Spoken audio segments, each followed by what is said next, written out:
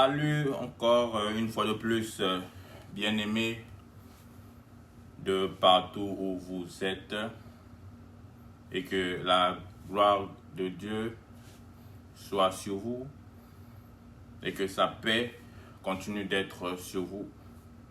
Comme toujours, nous allons vraiment dire merci et soyez bénis, vous qui prêtez l'oreille, vous qui nous donnez votre temps, que ce soit sur Warrior of Christ TV, sur YouTube, vous qui nous suivez sur Facebook, et vous qui supportez ce ministère Warrior of Christ Ministry International. Soyez bénis de partout où vous êtes. Comme toujours, comme nous l'avions toujours fait, nous allons commencer par l'adoration, adorer notre Seigneur et Sauveur Jésus-Christ de Nazareth, qui a accepté la mort pour nous, nous qui sommes des pécheurs. Nous allons commencer par l'adorer. Ensuite, nous allons partager un bon message venant de la part de notre Seigneur et Sauveur Jésus-Christ de Nazareth.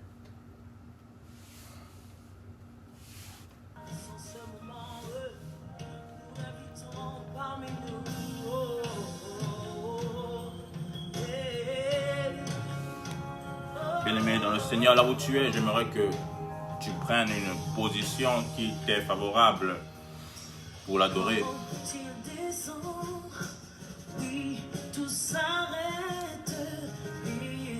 Transfert entre ciel et terre quand il descend, l'atmosphère change. Il y a transfert entre ciel et terre. Oh Père Céleste, merci encore une fois de plus, Papa, pour ce moment aussi favorable, Papa, que tu as permis que nous soyons encore une fois de plus dans ta présence, oh Père. Merci pour tes merveilles. Merci pour ta grâce. Merci pour ton amour, Papa. Merci pour ton affection, ô Père Céleste, Papa. Merci pour des choses que tu continues de faire dans nos vies.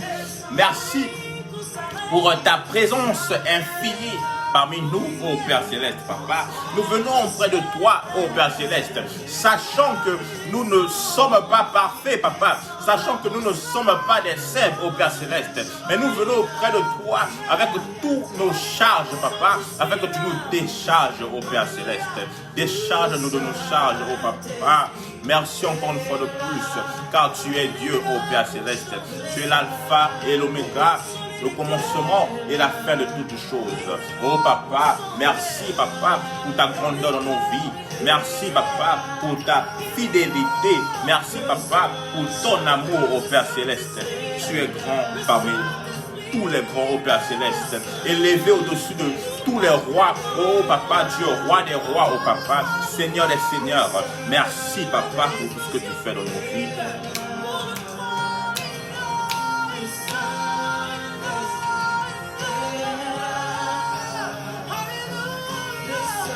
Oh Père Céleste.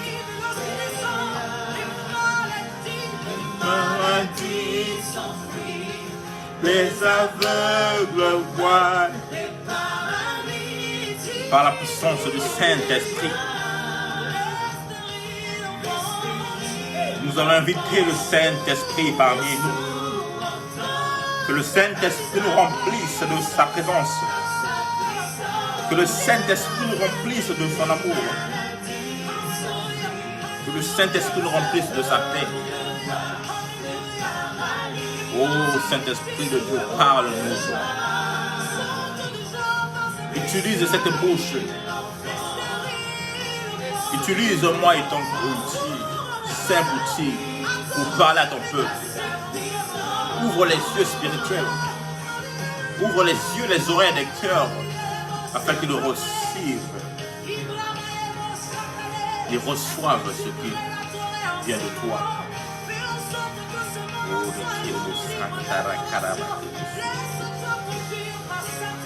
Laisse-nous conduire, laisse-toi conduire par le Saint-Esprit.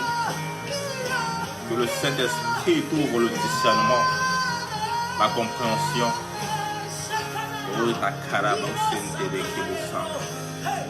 Merci pour ta présence.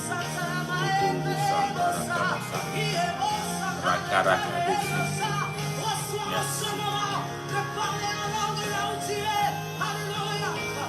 Tu par sa puissance, il transforme. Alléluia. Sa puissance, il guérit. Par sa puissance, il renouvelle ceux qui étaient morts. Alléluia. Par sa puissance, il agit. Quelqu'un dit encore par sa puissance. Alléluia. Il transforme par sa puissance. Il guérit un malade en son nom par sa puissance. Il renouvelle ceux qui étaient autrefois brisés par sa puissance. Il agit. Merci pour ta présence. Les maladies s'enfuient.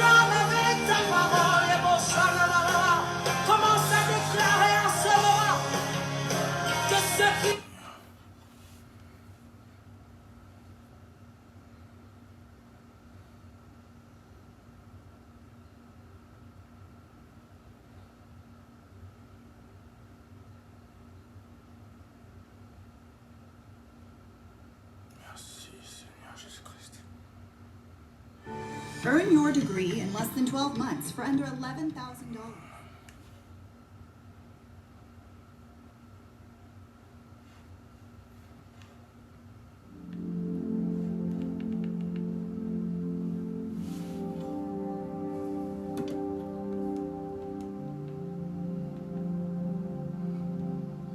Merci Seigneur Jésus-Christ. Bien-aimés dans le Seigneur,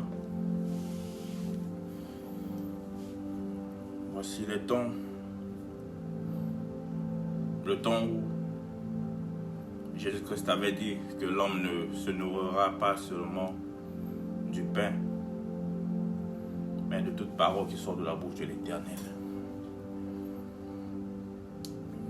Et le thème de notre parole de cet après-midi est racheter le temps. Racheter le temps. Amen. Bien-aimés dans le Seigneur, des jours de 24 heures, des semaines de 7 jours, des années de 365 jours. Voilà une ressource distribuée à toute l'humanité de manière parfaitement égale. Bien-aimés, toute l'humanité a 24 heures, n'est-ce pas? Donc, cela ne veut pas dire que Bill Gates a 48 heures ou 60 heures et toi tu as 24 heures. Que les USA, la France a plus d'heures que d'autres pays. Non. Nous avions tous 24 heures. On peut comparer le temps à un capital que Dieu nous confie et dont il nous demande de faire bon usage. Donc le temps, nous pouvons le comparer à un capital que Dieu nous donne et il nous demande d'en faire bon usage. Prenons notre Bible dans le livre de Matthieu 25, versets 14 à 30. Nous avions une histoire que nous avions partagée ensemble. Dans le livre de Matthieu 25, 14 à 30.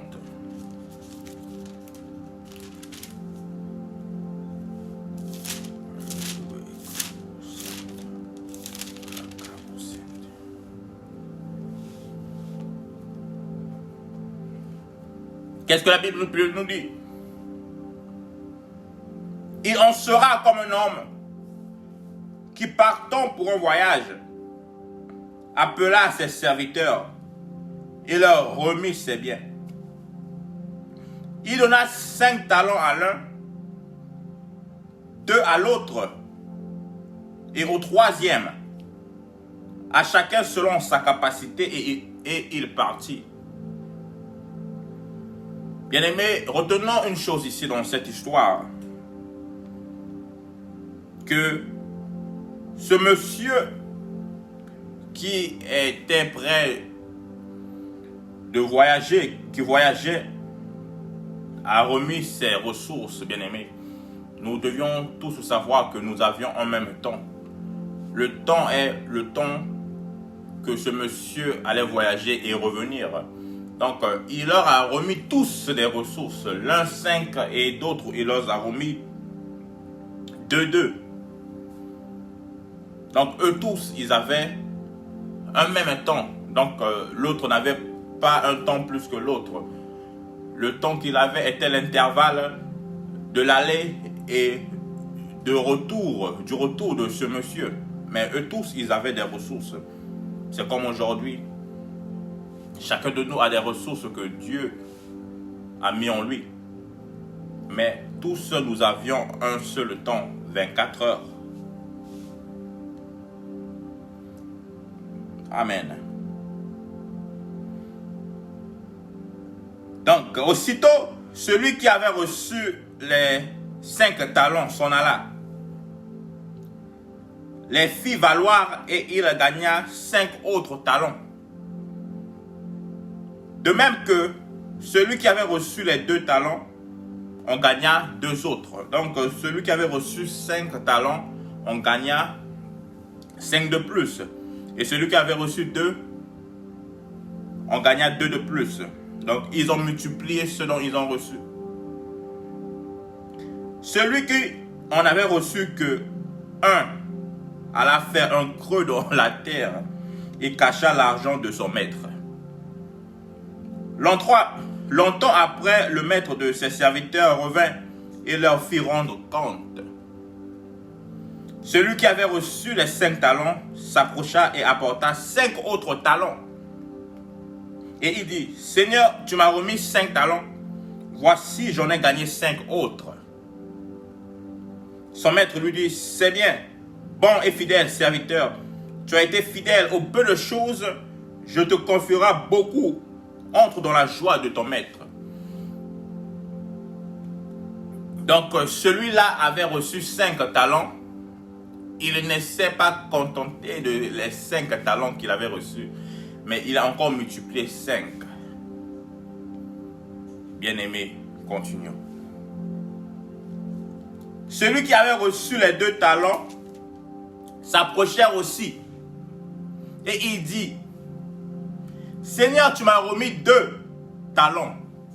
Voici, j'en ai gagné 2 autres. Et son maître lui dit, c'est bien. Bon et fidèle serviteur, tu as été fidèle à peu de choses. Je te confierai beaucoup. Entre dans la joie de ton maître. Là, c'est le deuxième. Il a fait la même chose que le premier. Il a reçu 2 et il en a multiplié 2. Mais celui qui n'avait reçu qu'un talent s'approchait ensuite. Il dit, Seigneur, je savais que tu es un homme dur qui moissonne où tu n'as pas sémé et qui amasse où tu n'as pas vanné. J'ai eu peur, je suis allé cacher ton talent dans la terre. Voici, prends ce qui est à toi. Son maître lui dit, serviteur méchant et paresseux, tu savais que je moissonne où je n'ai pas semé et que j'amasse où je n'ai pas vanné. Il te fallait donc remettre au moins mon argent au banquier. Et à mon retour, j'aurais retiré ce qui est à moi avec un petit intérêt. Ôtez-lui donc le talent et donnez-lui à ceux donc qui a 10 talents. Bien-aimés dans le Seigneur, nous sommes toujours là à complaindre que qu'est-ce que j'ai fait dans le monde? Suis-je venu laisser les autres? Pourquoi seulement les autres? Pourquoi pas moi? Bien-aimés, mais on doit savoir une chose, que tous nous avions 24 heures. Il n'y a personne qui a 48 heures. Tous nous avions les ressources que Dieu a mis en nous. Et dans le monde, ils disent toujours que les pauvres deviennent encore plus pauvres, les riches deviennent encore plus riches. C'est à cause de toutes ces choses-là. Donc, lui, on lui a donné un seul talent, il n'a pas multiplié. C'est comme même aujourd'hui même, les enfants de Dieu se contentent de ce qu'ils ont, que le peu que j'ai me suffit. Que ce ministère de 100 000 membres, ce ministère de 100 membres me suffit. Déjà, j'ai déjà mes partenaires qui sont là toujours fidèles. Donc, j'en ai plus besoin d'autres membres bien-aimés. Que le peu que j'ai me suffit, le peu que j'ai me suffit. Bien-aimés dans le Seigneur, j'aimerais mettre une petite parenthèse au sujet d'aujourd'hui. J'ouvre la parenthèse. Bien-aimés dans le Seigneur, nous pouvons beau prier, jeûner, être des saints, cela est bien. Nous méritons le ciel. Mais ici-bas, si nous n'avions pas la notion du temps et de la gérance du temps, nous serons toujours pauvres. C'est pour cela même des païens aujourd'hui se moquent des chrétiens. Ils disent que des chrétiens sont toujours pauvres. C'est le manque de gérance de temps, bien-aimés. Imaginez-vous que un chrétien qui jeûne dans une année de 365 jours, il jeûne 120 jours. Donc, 40, 40, 40. Et ensuite, il ajoute encore 42 jours. Donc, 21, 21. Donc, jeûne de 21 jours, de 21 jours. En une année, il jeûne d'abord le jeûne de 40 jours 3 fois l'année, qui nous donne ces 120. Et ensuite, il ajoute encore les jeûnes de 21 jours 2 fois l'année. Au total, nous donne 162 jours. Donc, plus que la moitié de l'année déjà. Il jeûne plus que la moitié de l'année. Sans rien faire. Sans aller chercher le travail. Il jeûne. il vit que selon les promesses, bien aimé, sans rien faire. Et après, vous êtes étonné, les années passent, vous prenez de l'âge dans la pauvreté et il y a des complaintes. Vous vous appuyez toujours sur Bilaka et Laka, sur les promesses de Dieu. Bien-aimés dans le Seigneur, nous devions comprendre une chose. Même Jésus-Christ avait aussi quelque chose à accomplir. Après avoir jeûné, Jésus-Christ n'était pas resté sans rien faire. Après avoir jeûné, Jésus-Christ a commencé son ministère de 3 ans. Jésus-Christ a formé les disciples. Jésus-Christ a évangélisé. Jésus-Christ a guéri. Jésus-Christ est allé sur la croix. Donc, nous l'avions vu avec Abraham, qui était devenu Abraham par la suite. Abraham a reçu une promesse de la part de l'Éternel, que sors de la maison de tes parents, je te montrerai où aller. Mais Abraham n'était pas resté dans la maison des parents, attendre la promesse, mais il devait sortir. Bien-aimés, les enfants d'Israël ont reçu la promesse d'une bonne terre où coule le lait, le miel. Mais pour arriver à la promesse, ils devaient marcher. Ils devaient traverser les vallées de Baca. Ils devaient traverser le désert pour arriver à la promesse, bien-aimés. Donc c'est vraiment important.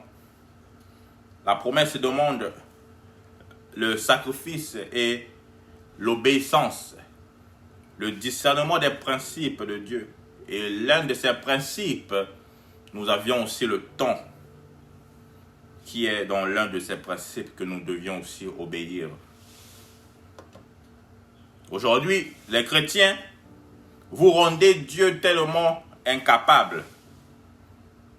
Si vous remarquez bien, les chrétiens sont les plus qui rendent Dieu tellement incapable.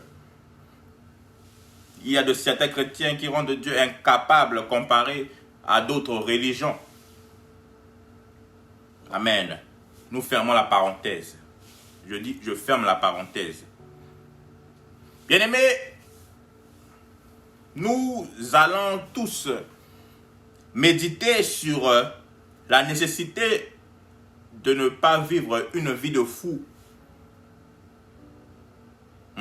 Pour équilibrer le propos et faire taire tous ceux qui seraient tentés de gaspiller leur capital temps par une vie de paresse ou dans des activités inutiles.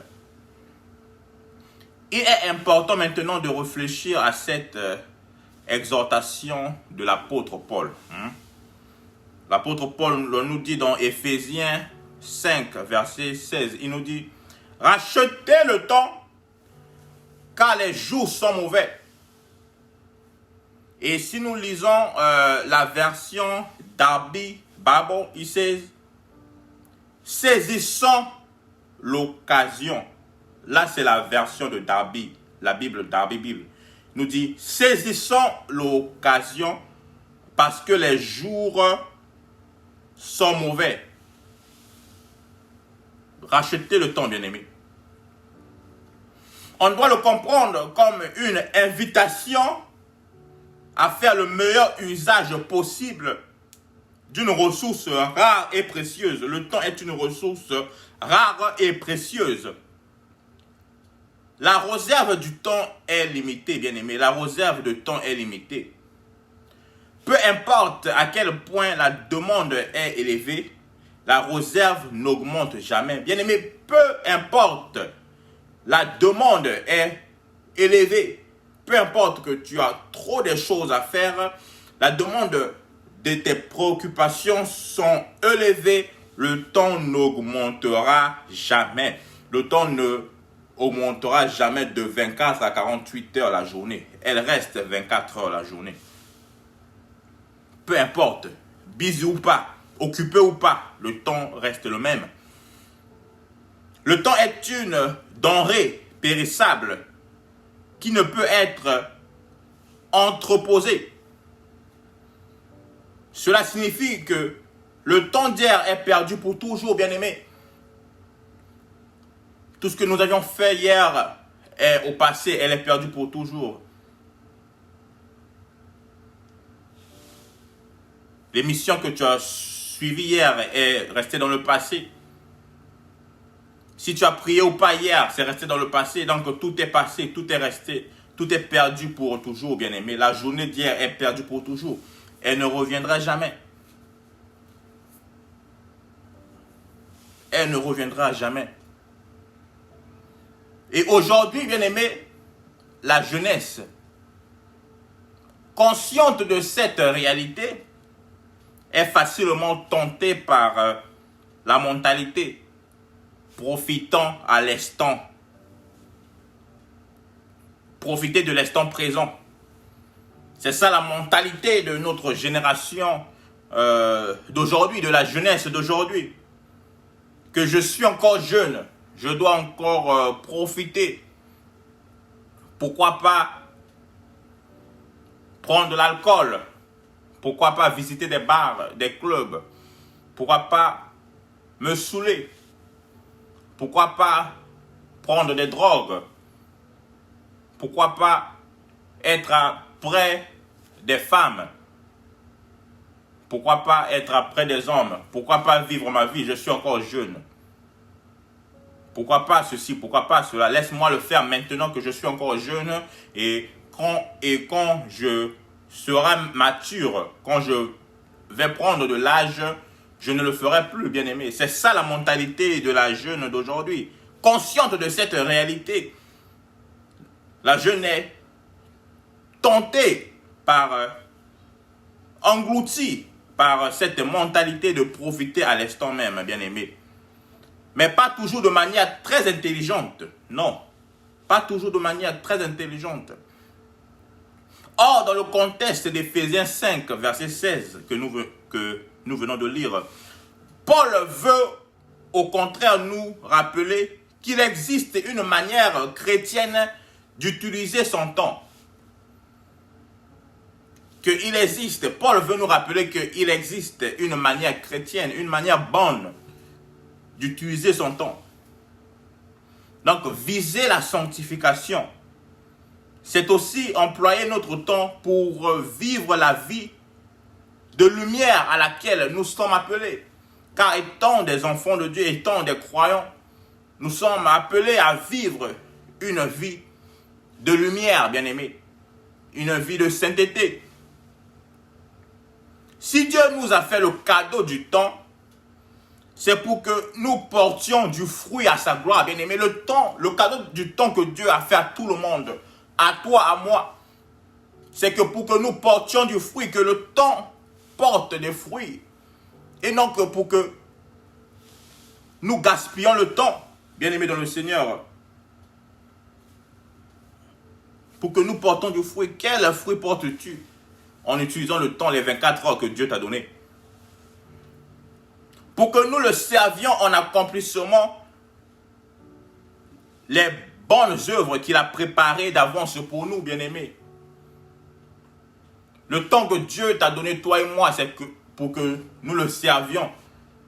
Pour l'accomplissement des bonnes œuvres qu'il a préparées d'avance pour nous, bien-aimés. Des œuvres qui ont été déjà préparées d'avance pour nous. Aujourd'hui, nous comprenons toujours que ce Dieu est un Dieu qui nous a dit qu'il a toujours des bons projets pour nous et non de malheur. Mais comment utilises-tu ton temps? Que fais-tu pour servir Dieu? En dépendant du temps qu'il t'a donné afin que ses œuvres s'accomplissent dans ta vie. Bien-aimés, parlons un peu de s'amasser des trésors dans le ciel. S'amasser des trésors dans le ciel. Après avoir dépeint la breveté et la vanité de la vie,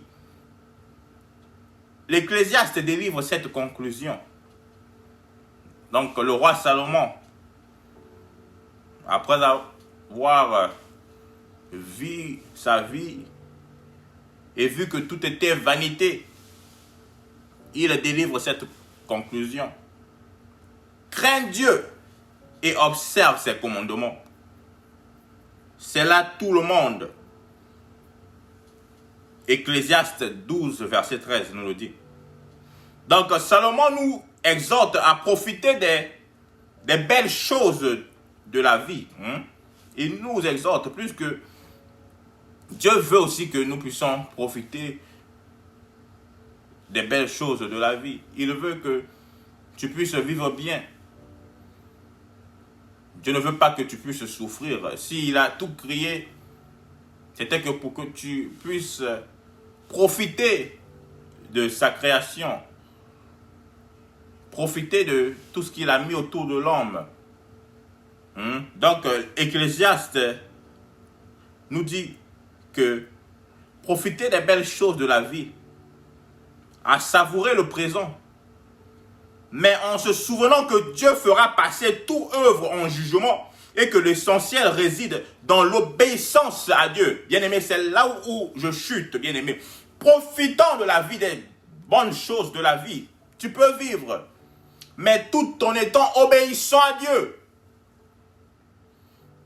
Si tu vis d'une manière que je veux vivre pour vivre, que je veux profiter des choses pour en profiter, pour satisfaire mon corps, pour satisfaire les désirs de mon cœur, bien-aimé, et non pour Dieu, et non vivant à l'obéissance tout en étant obéissant à Dieu, bien-aimé, c'est là où il y a un problème.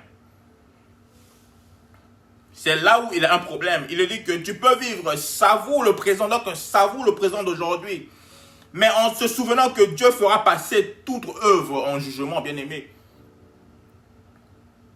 En se souvenant que Dieu fera passer toute œuvre en jugement. Donc l'essentiel est de résider dans l'obéissance à Dieu. Donc vis ta vie. Aie des mansions.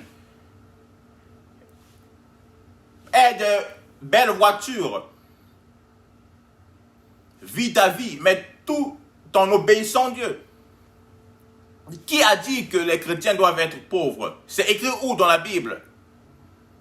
Est-ce Abraham était pauvre? Isaac était pauvre? Non.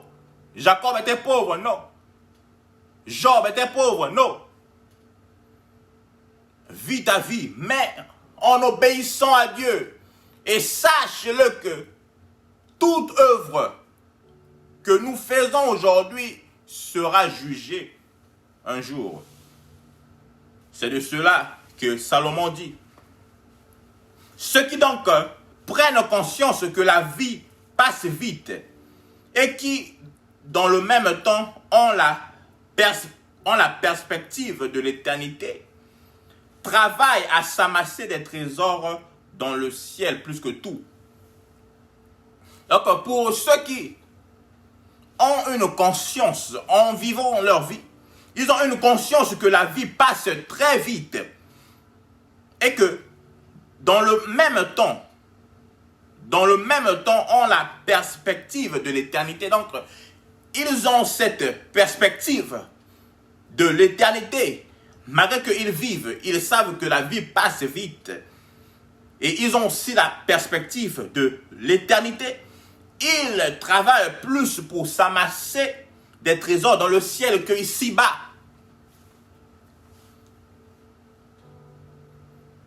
Donc, pour ceux qui n'ont pas cette perspective de l'éternité, donc pour ceux-là qui ne s'occupent pas de l'éternité, qui n'ont pas besoin de l'éternité, de la vie éternelle, qui ne pensent même pas à l'éternité, ils pensent qu'à vivre ici, ils pensent qu'à tout amasser, je dois tout avoir, je dois être riche plus que Bill Gates, je dois tout avoir ici-bas, ici-bas.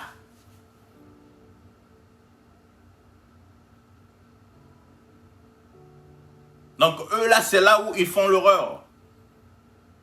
Eux là, c'est là où ils n'utilisent pas leur temps en balance, en tout balance. Mais celui-là qui a la perspective de l'éternité, malgré qu'il vit sa vie ici-bas, mais il a toujours la conscience, la perspective de l'éternité, il balance sa vie. Donc, c'était comme si il a des ressources ici-bas et il travaille aussi pour les ressources de l'éternité. Donc, sa vie est en balance. Donc, sur la terre, il vit et il travaille aussi pour vivre à l'éternité. Sur la terre, il vit et il travaille aussi pour vivre à l'éternité. Mais d'autres ont que cette perspective de vivre ici-bas sur la terre et l'éternité, ils n'ont pas de trésor qu'ils travaillent. Ils ne travaillent pas pour l'éternité, mais ils ne travaillent que pour vivre ici-bas. Donc, ceux qui ont cette perspective, ils travaillent pour l'éternité en vivant ici-bas. Donc, de toute leur force, de tout leur cœur, avec persévérance. Bref, ils rachètent le temps. Bien-aimés dans le Seigneur, racheter le temps, cela implique concrètement au moins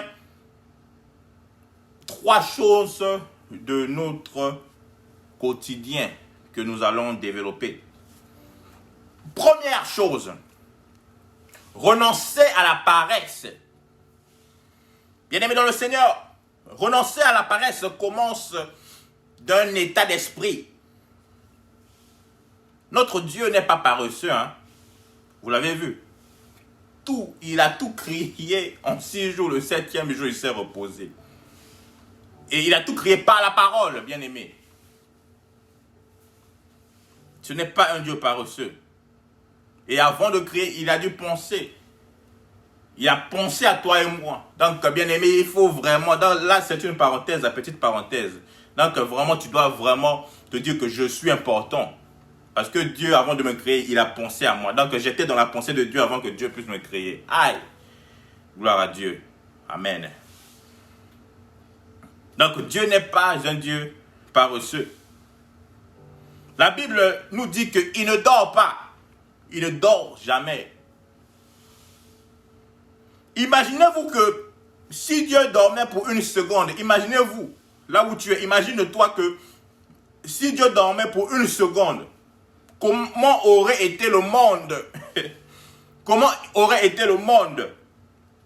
Et nous les chrétiens, surtout nous les croyants en Christ, puisque le diable est là, il rôde, cherchant qui a dévoré, bien-aimé. Nous l'avions vu dans le livre de Job. Il rôdait et en rôdant, c'est là où aussi il a remarqué aussi Job qui vivait bien, qui craignait Dieu. Donc celui qui rôde ne rôde pas en vain, mais il rôde pour manger, car il a faim. Bien-aimé, notons une chose. Même le diable ne dort pas. Il ne dort pas. Il ne dort pas. Aujourd'hui, il y a des chrétiens dormants, comme je l'ai toujours dit, comme des lacs dormants. Donc des eaux, hein, des eaux qui ne mouvent pas. Donc ils ne mouvent pas. Donc lac dormant. Mais le diable ne dort pas. Son travail, c'est de te distraire à ta destruction. Donc, il a pour travail, donc son travail, c'est de te distraire à ta destruction. De te distraire dans les films. Aujourd'hui, imagine-toi, toi qui aimes beaucoup les films Netflix, tu prends toute une journée dans un film, toute une journée dans des séries, surtout des séries là. Quand cet épisode finit, l'autre épisode commence directement. Comme cet épisode finit, l'autre épisode commence directement. Donc, tu peux prendre toute une journée, tu t'imagines que tu ne brosses même pas les dents. Même les dents, tu ne brosses pas. Bien-aimé, réveille-toi. Rachète le temps, bien-aimé. Que fais-tu vraiment? Donc, le diable te distrait à ta destruction dans les disputes. Il te distrait à ta destruction dans la mode. Toi qui es toujours dans la mode. Donc, tu ne vois jamais une nouvelle chose, un nouveau vêtement, des nouvelles chaussures qui sortent. Non, tu dois tout avoir. Tu dois tout amasser. Ça fait combien des années que tu es en Europe, tu es en Asie, tu es aux États-Unis, même dans ta patrie, même un half land, tu n'as pas. Mais toujours dans la mode. Le diable cherche à te distraire, il te fait distraire à ta destruction dans le média. Vous qui êtes toujours dans les trends, this is trending. Qu'il y a une nouvelle pas des danses qui est en train vraiment de faire le trend right now. Il a ceci qui trend. Donc si tu n'es pas dans le trending là, donc tu vois que vraiment tu es vraiment délaissé de la société d'aujourd'hui, bien aimé. Donc il travaille à la destruction dans les boissons. Bien aimé, nous devons le savoir qu'il est vraiment concentré, le diable est concentré. Il fait son travail. Il veut ta destruction. C'est comme aujourd'hui un musicien qui fait son travail de musique, qui chante. Mais toi, tu es distrait, mais lui, il n'est pas distrait car lui, il fait son travail, il chante. C'est là où il fait son argent. Comme aujourd'hui, un comédien qui te fait rire. Mais lui, il est en train de faire le travail qui nourrit sa famille. Mais toi, tu es distrait. C'est comme un acteur qui fait des films. Lui, il fait des films pour s'amasser d'argent, pour être millionnaire, pour être milliardaire. Mais toi, tu es distrait. Tu passes ton temps à suivre ces films, mais tandis que lui, là, c'est son travail. Mais toi, tu es distrait au lieu que de chercher aussi un travail à faire, au lieu que aussi de chercher aussi ta vie, mais tu passes ton temps à le suivre, mais tandis que lui, il se fait l'argent, lui, il devient millionnaire et toi, tu restes pauvre. Et deuxièmement, nous allons parler de agir maintenant. Agir maintenant. Donc, nous venons de parler, premièrement, de renoncer à la paresse. Deuxièmement, nous allons agir maintenant. Après avoir renoncé à la paresse, il y a l'action. Nous ne devions pas seulement renoncer à la paresse en parlant, par la bouche, par les lèvres, que je renonce à la paresse. Je ne suis plus Netflix, je ne suis plus les films, ces séries-là, je renonce. Mais après avoir renoncé, ok, je renonce, je ne suis plus les films, je laisse. Et après, quelle est l'action que tu prends? Donc, nous allons parler de agir maintenant. Puisque nous n'avions aucune assurance du lendemain. Le lendemain appartient à Dieu. Nous n'avions aucune assurance du lendemain. Travaillons aujourd'hui. Les jours sont mauvais.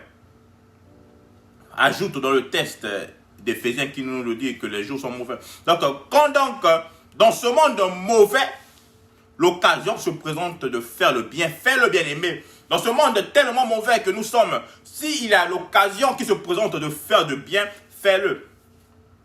Il faut la saisir et y consacrer toute notre énergie. Cela commence par des petites choses, bien-aimés. Priez pour tel ami dont on vient d'apprendre de mauvaises nouvelles, bien-aimés. Rendre un service à un autre conjoint ou à un voisin. S'engager plus activement dans l'église locale. Faire un don à une organisation missionnaire. Se réconcilier à un frère ou une sœur. Donner un sandwich et un évangile à un mendiant. Visiter une personne seule à l'hôpital, bien-aimé. Donc, nous devions avoir à l'esprit les deux mêmes objectifs que le Fils de l'homme, que le Fils de Dieu avait, que Jésus-Christ avait, qui est venu dans ce monde pour glorifier son Père. Jean 17, 4 nous le dit. Et aussi pour servir. Et aussi pour servir, bien-aimés. Donc, nous devions agir maintenant. Être non seulement au service de soi-même, être non seulement ne vouloir que son propre intérêt, mais voir l'intérêt des autres aussi, c'est vraiment important. En agissant, nous devions agir maintenant. Donc, renoncer à la paresse, nous devions agir maintenant. Et troisièmement, ce qui est aussi important, nous devions lutter contre les voleurs de temps. Lutter contre les voleurs de temps. Bien-aimé, je te le dis, que le diable vient pour voler. Donc pour détruire, pour dérober, mais pour voler. Donc tout ce qui vole ton temps n'est pas de Dieu, bien-aimé, c'est du diable. Éloigne-toi de ceux-là qui volent ton temps dans les Kombosa. Il ne te rapporte rien dans la vie, il ne t'ajoute rien dans la vie, bien-aimé. Tu dois être autour des gens qui t'ajoutent quelque chose. Quelque chose, cela peut être spirituellement, par des conseils. Des gens qui prient pour toi, qui te soutiennent dans des prières. Des gens qui te soutiennent financièrement si tu es dans les problèmes, si tu as besoin. Donc des gens qui t'ajoutent une chose au lieu de te retrancher une chose. Au lieu de passer ton temps, de faire passer ton temps dans les Kombosa. Parler des noms des gens. De faire passer ton temps dans des choses qui ne produisent rien.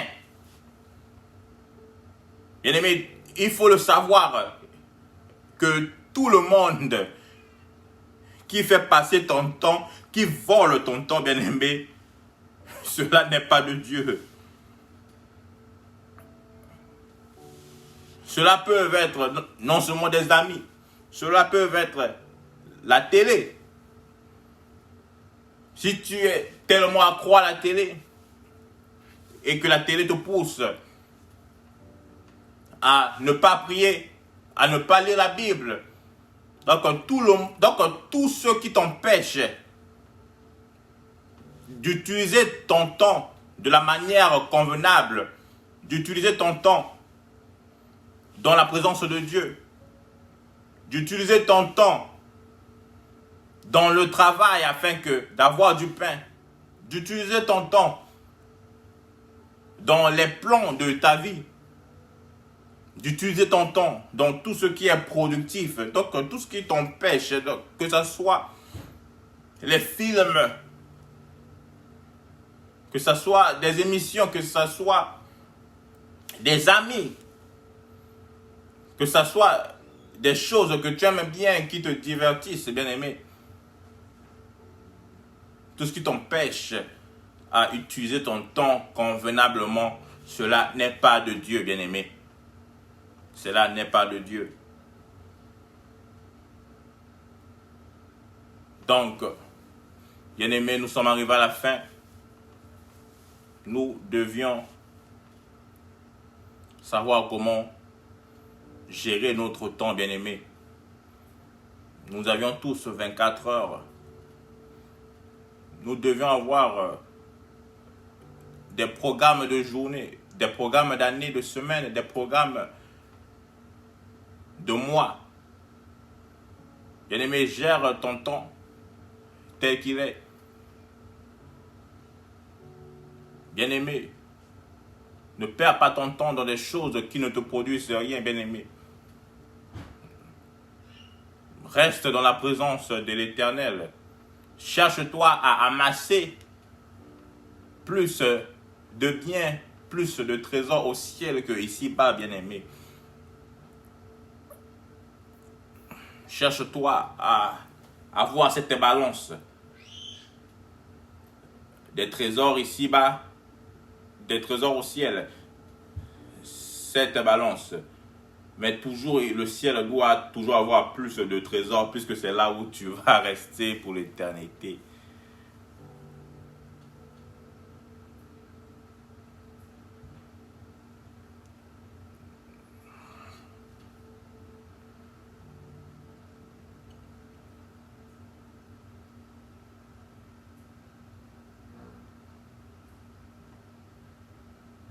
Merci, papa. Nous sommes arrivés à la fin. Ma prière pour vous est que si auparavant vous n'aviez pas cette notion de gérance de temps et que Dieu vous aide à avoir la notion de gérance de temps, afin que vous avancez non seulement physiquement, mais aussi spirituellement. Bon dimanche à tous. Et que la gloire de Dieu et sa grâce, et que la grâce de Dieu continue à être notre partage à tous et que sa gloire continue à être sur nous.